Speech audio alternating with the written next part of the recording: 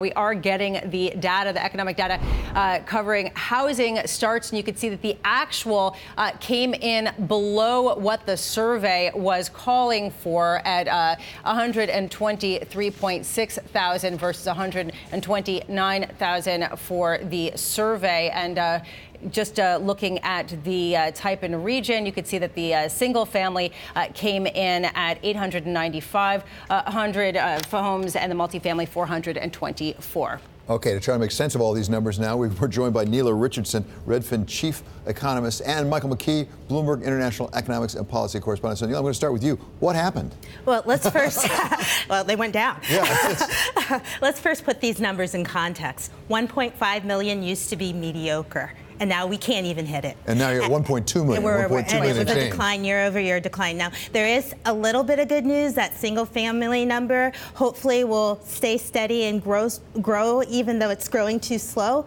But overall, these numbers are not what the housing market needs for this type of buyer demand, these low interest rates. It's just not keeping up. Well, I hate to bring up the weather question, but we always do. Is there any chance that some of this is because we had really bad weather that year and so they couldn't start houses? I mean, is there some possible explanation outside the economy? There is some, but you know, there's winter every year. Yeah. And so in these my are experience, seasonally adjusted numbers, so they're still disappointing. They're not what the market needs. There are other headwinds right now, labor shortages. There's tariffs now, first in lumber, now in steel. All of this is playing a role, and it's just not suitable.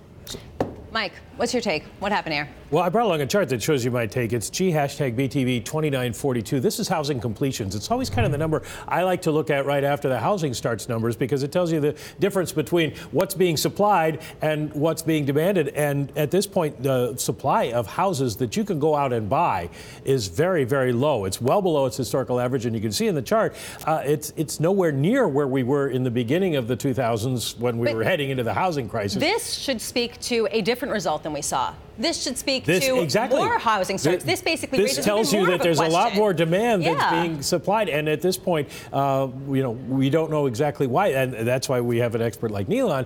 Why don't builders put more houses in the ground? If it was only that easy, right? There are three main reasons, three big hurdles. One, labor shortages. There's just not enough construction workers. Look, we have really low employment. That is in the construction trades as well. Secondly, it's really expensive to build these days. First, you have zoning at the local level and permitting, which is a huge headache for builders. But secondly, the building costs have risen. You know that this last read on building costs is the highest we've seen since the 1980s. They grew 1.6% year over year. So it's more expensive. That's translating into housing prices. Builders aren't getting their margin even if they want to build.